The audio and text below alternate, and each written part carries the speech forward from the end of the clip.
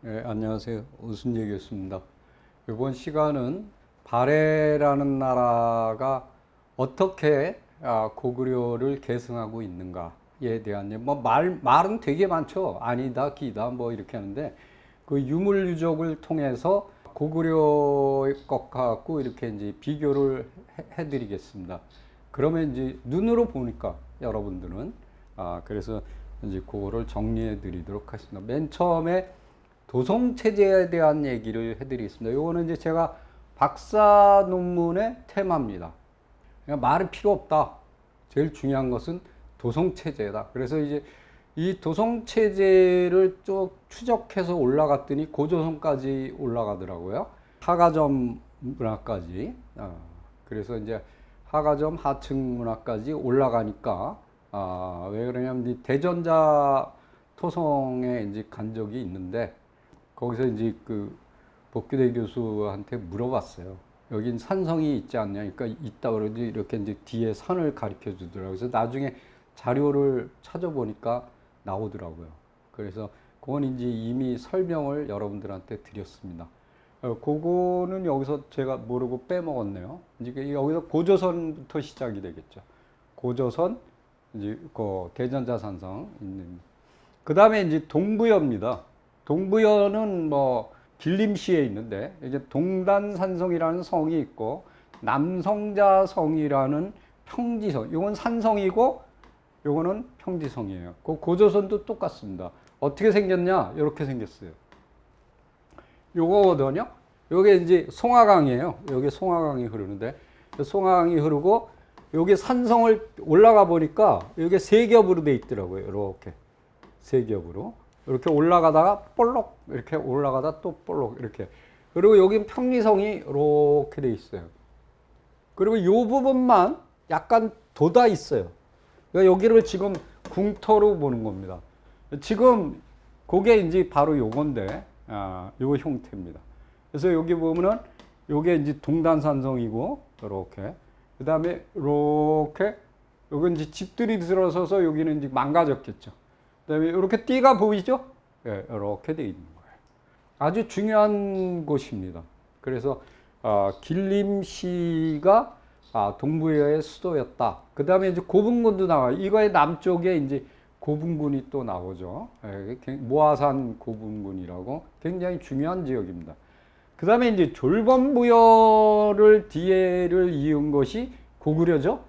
그게 어디냐? 지금 이제 환인으로 보고 있는데. 거기도 가보면은 산성인 오녀산성이 있고 평지성인 하고성자성이 있어요. 어떻게 생겼냐? 이렇게 생겼죠. 지금 여기 댐을 막아버려갖고 여기에 많은 그 고분군들이 있거든요. 물에 다 잠겨버렸어요. 요게 이제 오녀산성이고 요게 하고성자성이에요. 지금 오녀산성은 이게 제가 찍은데 이 수직 절벽입니다. 이렇게. 굉장히 멋있어요. 정말 이렇게 딱 보는 순간 가슴이 딱 이렇게 정말 뭉클합니다. 근데 여기에 평지성입니다. 여기 이제 하고성자성인데 여기는 맨 처음에 갔을 때는 이 도시 자체, 환인이라는 도시 자체가 만족 자치현이었거든요. 출입금지예요. 외국인 출입금지. 그래서 이제 여기가 이제 그 여기 통신탑이 있습니다. 여기를 지키는 사람들의 물건을 하기 위해서 여기 케이블카가 올라댕겼어요.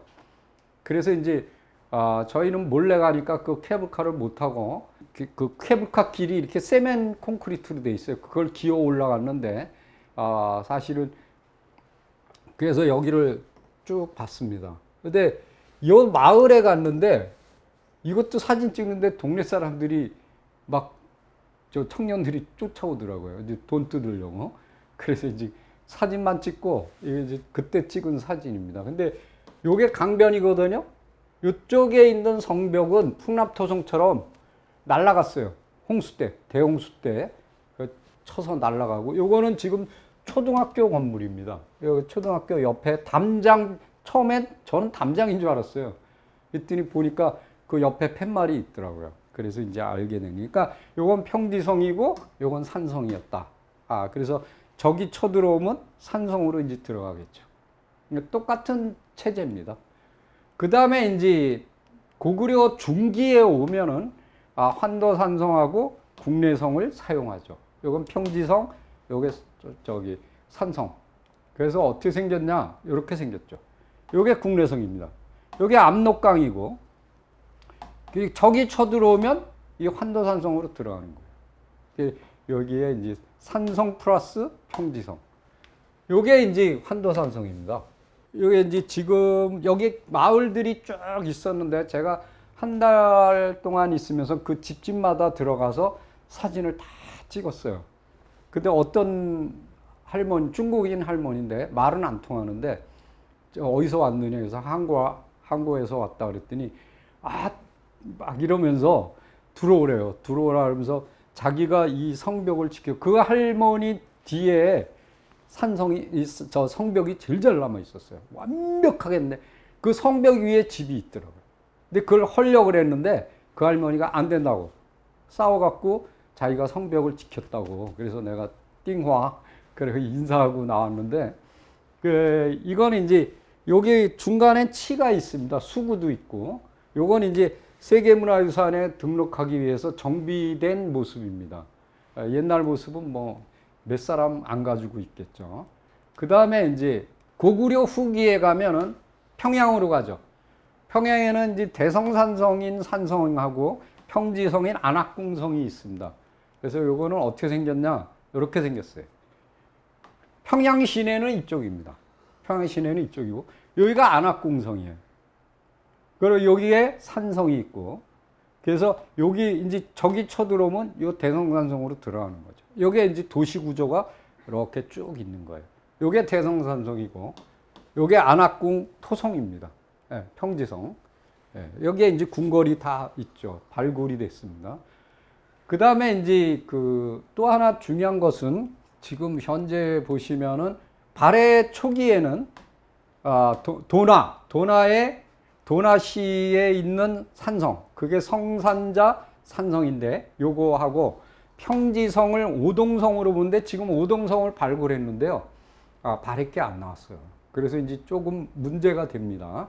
그런데 이제 최근에 들어서 연길시 옆에 어디냐면 도문시 장안진 마반촌이라는 데가 있어요. 여기에 이제 성자산 산성이라는 곳이 발굴이 됐는데, 여기서 이제 뭐가 나왔냐? 고구려 발해 시대 게 나왔어요. 그 전까지는 발해 다음 동아국 거였다고 계속 얘기가 되고 있거든요. 그러니까 동아국 요금 요거는 인정이 된 거예요. 근데 요번에 다시 발굴해서 요 두 가지가 뚜렷하게 나왔어요. 그래서 지금 여기로 보는 사람들도 많이 있습니다. 근데 요 형태가 타원형을 했어요. 둘레가 4,454m. 근데 중요한 건 요건 산성이고, 그 강 건너에 하룡고성이라는 데가 있어요. 둘 다 이제 제가 가봤는데, 요건 마른 목걸이에요. 그 전체 길이가 984m. 근데 이거는 지금 거의 없어졌어요. 이게 지금 어떻게 생겼냐면, 이렇게 무르아통화라고, 요게 이제 연길에서 흘러 나오는 건데, 쭉 해서 이렇게 가요. 여기 기찻길이 이렇게 지나갑니다. 요게 이제 산성이에요. 그리고 요게 하룡거성이에요. 요게 해랑강이 이렇게 쭉 흘러 들어와서 무르아통화로 들어가는 거거든요. 요게 네모난 요 토성이 있어요. 굉장히 멋있는 사진을 제가 준비했었는데 빠져버렸네요. 죄송합니다. 이건 이제 여기서 요 정도 한 두 군데가 남아 있어요. 이건 굉장히 잘 남아 있고요. 이건 뭐 완벽합니다. 그래서 저는 이제 요 기찻길로 해서 이렇게 굉장히 위험하더라고요. 기차가 많이 다니는데, 화물 기차가 여기 여기로 갔는데, 나중에 여기 계신 분이 뭐라 그러냐고, 왜 글로 가냐고, 위험하게. 요 뒤로 문이 있대요. 요게 그 산길. 그걸 몰랐죠. 그러니까 이제 나중에 이제 나올 때는 이제 이쪽으로 해서 이 산길로 바로 나왔어요. 여기 길이 없어요. 여기 길이 쭉 오다가 여기서 딱 끊어져요. 여기 주유소가 있고, 골로 이제 들어가면 되는데, 그 산길 찾기가 조금 애매해요. 동네 사람한테 물어봐야 됩니다. 자, 그 다음에 이제 고분을 한번 보도록 하겠습니다. 발해의 고분은 돌방 무덤, 석실분, 석각분, 그다음에 석관분 이렇게 이제 석관묘 이런 것들이 있고 널무덤, 토각묘도 있고 전축 저 벽돌 무덤도 있습니다. 근데 동천 무덤이라는 거는 어디에 있냐? 백두산 밑에 저 안도현 명월진에 있어요. 13개 정도 되는데 요거는 뭐냐면 방단식 광봉 봉토분. 그러니까 방단이라는 건 네모난 거죠. 그다음에 이제 봉토 흙으로 덮인 거예요. 예. 이런 형태로 돼 있다. 그다음에 요거는 계단식이에요. 이렇게 계단으로 이렇게 돼 있는 그런 형태. 예. 특히 이제 8호봉 같은 경우는 3단으로 돼 있는 이렇게 계단식으로 돼 있는 형태죠. 이런 것들이 우리 그 석천동 그 적석총도 비슷하잖아요. 예, 그런 것들로 돼 있는 거예요. 꼭대기는 방추형 이렇게 볼록하게 이렇게 돼 있는 거예요. 이런 형태로 돼 있다. 어떻게 생겼냐? 이렇게 돼 있는 거예요. 이렇게 요게 앞에서 본 거, 위에서 본 거. 이걸 제가 찍었어요. 요게 뭐냐면 고구려 환도산성 갔을 때 그 밑에 고분군이 무지하게 많습니다. 그 중에 이제 하나하나 이렇게 샘플로 쓰려고 찍은 건데, 여기 보세요. 이렇게 돼 있죠. 이런 형태였다 이거예요. 이게 발해 무덤이거든요. 이건 고구려 무덤이잖아요. 그대로 계승했다. 라고 보시면 되겠습니다. 그 다음에 제일 중요한 건 고구려의 천정입니다. 말각천정이라 그래서, 이렇게 이제 지그재그로 이렇게 네모나게 하고, 그 다음에 옆으로 이렇게 하고, 또 이렇게 네모나게 하고, 그래서 이렇게 올라가면서 이렇게 줄어들어요. 그래서 맞조름 또는 말각천정 이렇게 부릅니다. 이게 고구려 고분의 가장 큰 특징이에요. 그리고 또 하나 중요한 건 고구려의 고분에 이 벽화가 나타나죠. 근데 여기 보면 삼령동 고분군, 정예공주묘, 정효공주묘 여기 다 벽화가 나타나요. 그 다음에 이 정예공주묘, 정효공주묘에는 마적달 이 꼭대기에 탑을 세웠어요. 이 묘탑이라는데 묘 위에다 탑을 세운 거예요. 이건 뭐하고 똑같으냐? 장군총에 지금은 이제 못 올라가게 하는데 초기에는 그냥 마음대로 올라갔어요. 그래갖고 이제 올라가서 이렇게 보니까 깜짝 놀란 게 이 기와장이 나와요. 그리고 난간 박혔던 자리가 나오고 그리고 그러니까 기와장이 있다는 얘기는 목조 건물이 위에 있었다는 거죠. 그래서 그걸 뭐라냐면 향당이라고 얘기합니다. 향당. 근데 중국의 묘제는 지금 우리가 왕릉을 보시면 돼요. 왕릉을 보면은 앞에 정자각을 앞에다 뒀어요.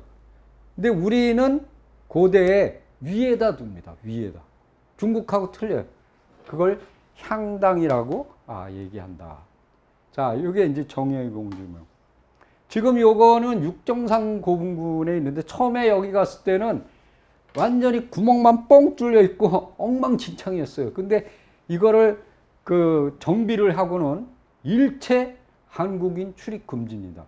그래서 전번에 이제 가서는 제가 화장실이 급하다고 막 사정사정을 하니까 뭐라 그러냐면 카메라를 찍지 않는 조건으로 들어가서 빨리 저 일을 보고 나와라. 딱 지키고 서 있더라고요. 사진을 못 찍었죠. 이건 이제 중국 인터넷에 떠 있는 거. 그리고 이제 발굴했기 때문에 발굴 보고서를 나중에 이제 구입을 했어요, 제가. 요런 형태로 되어 있습니다. 요게 보시면은 요게 올라가면서 이렇게 줄어들죠? 요거예요.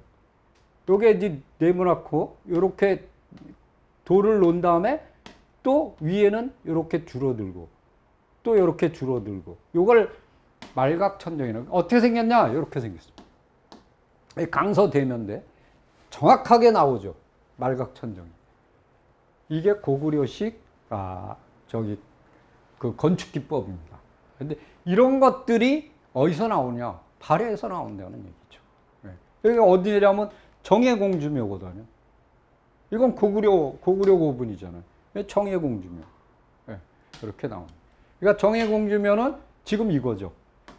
이게 어디 있냐? 육정산에 있는 거예요. 발해 초기 최초의 도읍지. 거기 때문에 이게 나타나고 있다. 그 다음에 이제 요건 이제 고구려 아까 설명드린 그걸 이렇게 도식을 한 거죠. 이렇게 올라가면서 줄어든다. 이런 형태로 도안이 되고 있다. 이렇게 볼 수가 있습니다.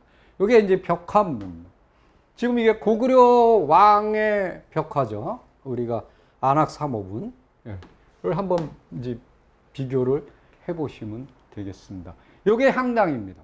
지금 정효공주묘를 갖다 도식을 한 건데, 이건 이제 묘로 들어가는 길이고, 요거 벽하고, 요게 이제 시신을 놨던 데고, 요거 위에다가 이렇게 묘 탑을 지금은 이제 무너져서 없는데, 탑을 이렇게 썼어요. 네, 이렇게. 근데 이게 장군총이거든요. 예, 이를 보십시오. 이렇게 하고, 요 꼭대기에 이렇게 난간석이 있었어요. 이렇게 구멍이 뻥뻥 뚫려 있고. 여기에 목조 건물이 있었다는 얘기예요. 네. 왜? 우리 민족은 하늘에서 왔기 때문에 이 하늘을 향해서 이렇게 이 향당을 건축을 합니다. 네. 그러니까 개념이 틀려요. 이것이 그대로 뭘로? 탑으로 바뀌었을 뿐이에요. 이게 뭐냐? 발해다. 그래서 이 발해의 그 가래가 고구려를 계승했구나 하는 것을 알 수가 있죠.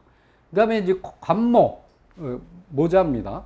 관복을 보면은 꽃갈 형태의 모자를 쓰고 있다. 이거 이제 고구려에서도 그랬죠. 그 다음에 이제 중국이 지금 그 치파오라 그래서 옆구리에 이렇게 트어진 여자 옷이 있습니다. 몸매가 쫙 드러나는 그 옷을 못 입게 해요. 그리고 지금은 강제로 한프라 그래서 뭐 한복의 기원이 됐다 그래서 뭐 이상한 옷을 입고 돌아다니거든요. 그리고 이제 우리나라 한복이 자기네 거에서 나갔다 이렇게 이제 얘기를 하는데, 한푸라는 그 복장은 없어요.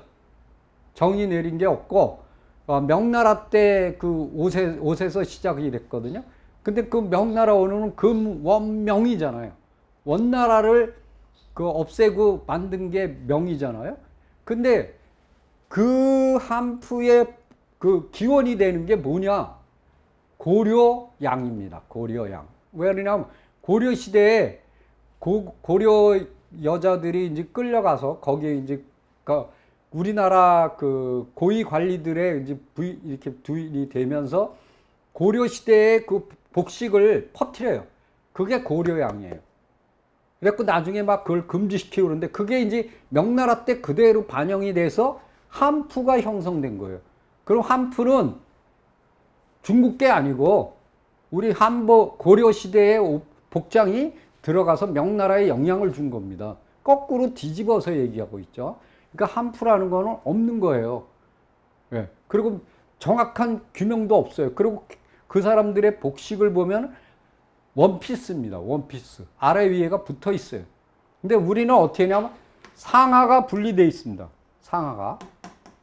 전혀 다른 형태의 옷을 가지고 강제로 자기네 거다라고 얘기를 하는 건데. 그리고 이제 중요한 건, 또 하나 중요한 거는 사마르칸트에서 나타나고 있는 벽화.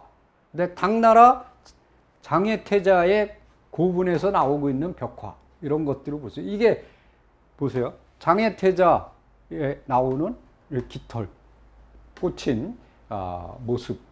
그리고 우리는 보면 이 깃이 굉장히 두껍죠? 이게 두툼해요. 예. 여기서도 보면은 이 깃이 두꺼운 형태를 볼 수가 있죠. 그 다음에 이런 꽃갈 형태의 모자를 이렇게 쓰고 있고. 이게 이제 발해죠. 자, 그 다음에 이제 더 중요한 게 있습니다. 좀 됐는데 지금까지도 발굴보고서가 안 나옵니다.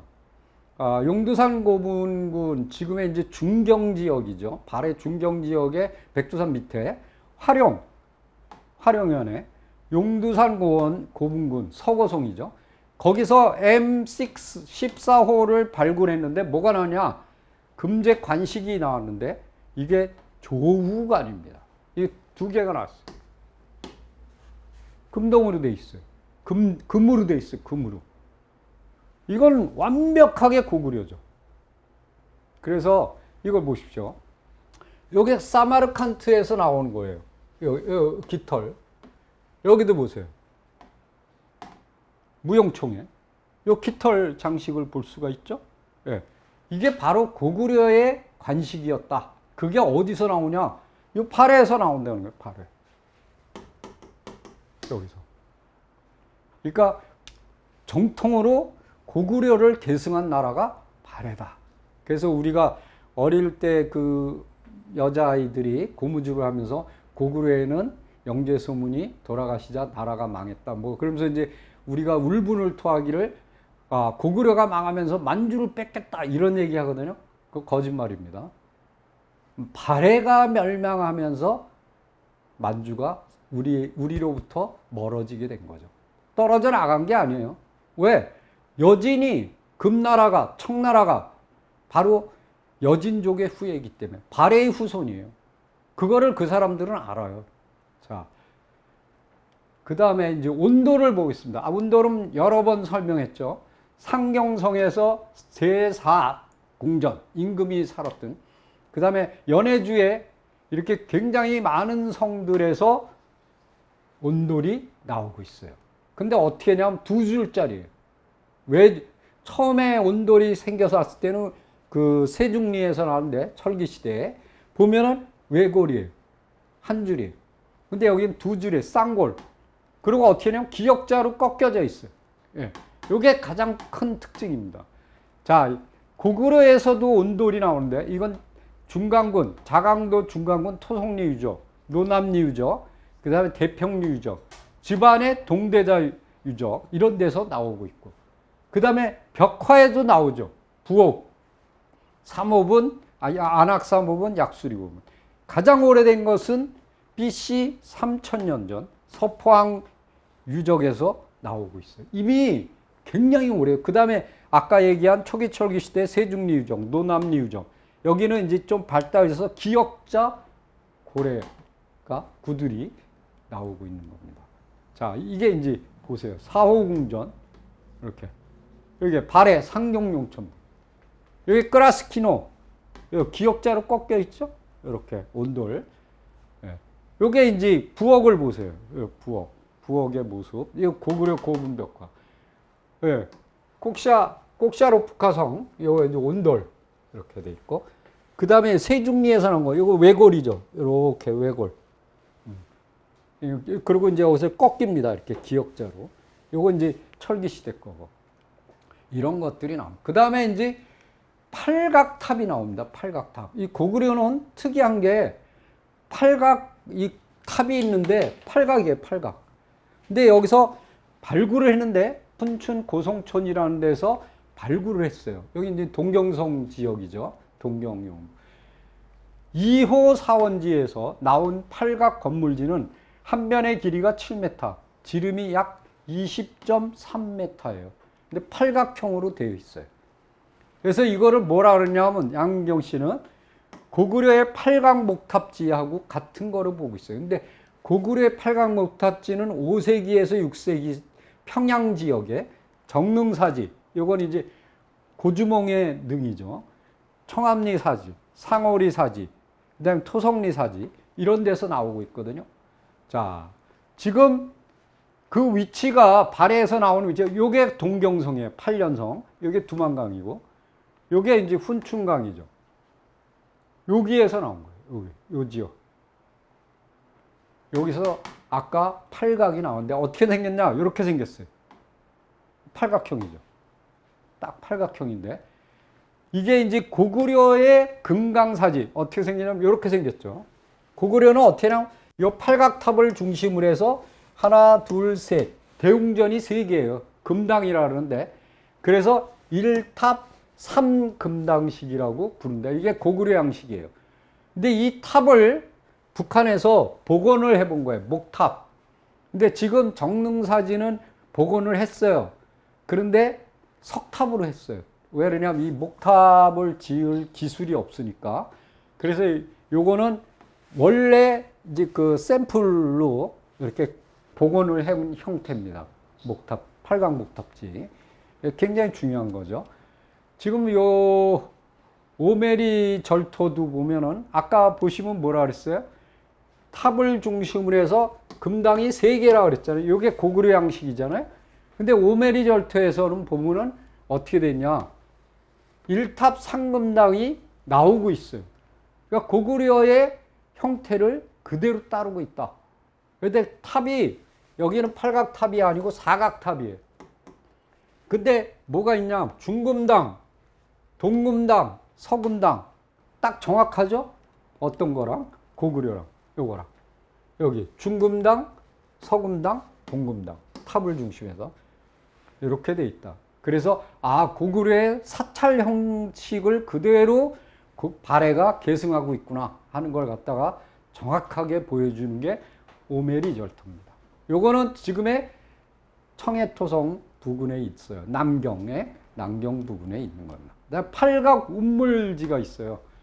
우리가 분황사지에 가면 그 원효대사에 대한 얽힌 이야기가 있어요. 그게 팔각형으로 돼 있어요. 운물이. 근데 여기도 보면은 상경성에 팔보유리정이라고 여기 가면 다 보거든요. 그 안에 그리고 이제 그 황성 안에 이것 말고도 또 그 팔각 운물이 있습니다. 근데 위에 그러니까 제일 꼭대기가 팔각형이에요.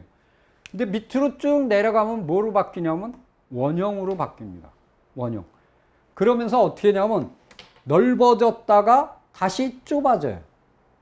그리고 어떻게 생겼냐면 이렇게 생깁니다. 이게 이제 고구려 거예요. 고구려 거. 이렇게 쭉 보면 가운데가 넓어지죠? 그 다시 좁아지죠? 맨 밑에는 이렇게 네모로 나요. 여기서 쭉 가다가 팔각형이 됐다가 네모가 됐다가 밑에는 나무로 이렇게 틀을 짜서 이렇게 세 단을 올린 다음에 쭉 쌓아 올렸어요. 이게 고구려입니다. 요거는 발해입니다. 위에가 팔각형이죠? 쭉 내려갔어요. 여기 동그래지죠? 여기 또 동그래져요. 여기가 쭉 가다가 볼록 튀어나왔다가 쑥 들어가죠. 비슷한 형태입니다. 근데 이것만 있느냐? 아니에요. 청해토성, 아까 말씀드렸죠? 그 남경, 이제 북한입니다. 거기에 세 개의 운물이 있어요. 여기는 동경수라는 운물이 있고, 또 서벽 쪽에 여기도 운물이 있고, 내 왕이 마셨다는 운물이 있고, 다 어떻게 하냐면 팔각형으로 시작합니다. 그랬다가 쭉 넓어졌다가 좁아져요.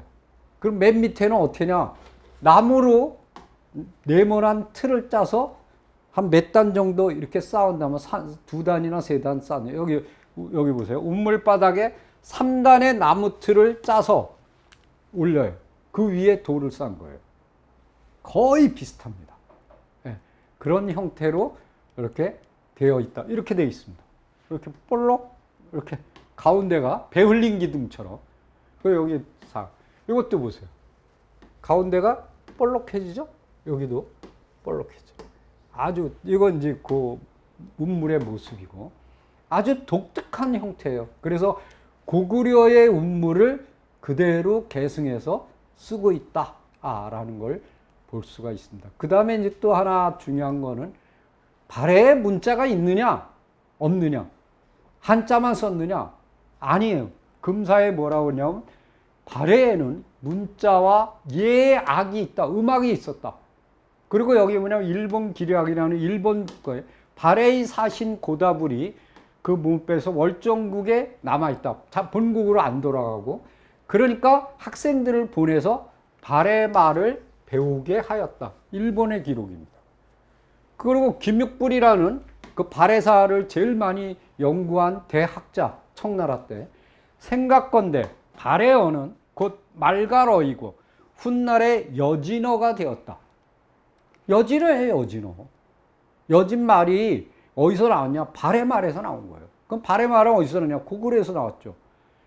반드시 이 글자들은 반드시 발해어와 같다. 왜? 기하에 이상한 문자가 있는 거예요. 어떻게 생겼냐? 이런 거예요. 여기 보면은 이상한 글자들이 있어요. 이건 왕자죠? 근데 이런 글자는 무슨 글자인지 몰라요. 우리가 안 쓰는 글자예요. 이런 것도 안 쓰잖아요. 발해어라는 거예요. 이게 여진어입니다. 예. 여진 비문에 있는 거예요. 이거 여러분들이 읽을 수 있는 게 몇 개나 되세요? 이게 갈지자고. 이런 거 모르는 글자들이잖아요. 이런 건 백자고. 이런 건 특이하잖아요. 이게 이제 여진어인데 여진어가 바로 이 우리가 읽지 못하는 이 발해어에서 시작이 됐을 것이다. 이렇게 이제 생각이 되고 있습니다. 그런데 이제 뭐 우리가 여진어나 이런 걸 연구하는 학자들이 없으니까 이거 이제 못 읽어내겠죠. 이걸 읽어낼 수만 있다면은 발해가 어떠한 언어를 썼구나 하는 걸 갖다가 우리가 알아낼 수가 있겠죠. 이렇게 발해가 대단한 나라였고 고구려를 정통으로 계승한 국가였다는 것을 여러분들한테 다시 한번 강조하면서 마치겠습니다. 수고하셨습니다.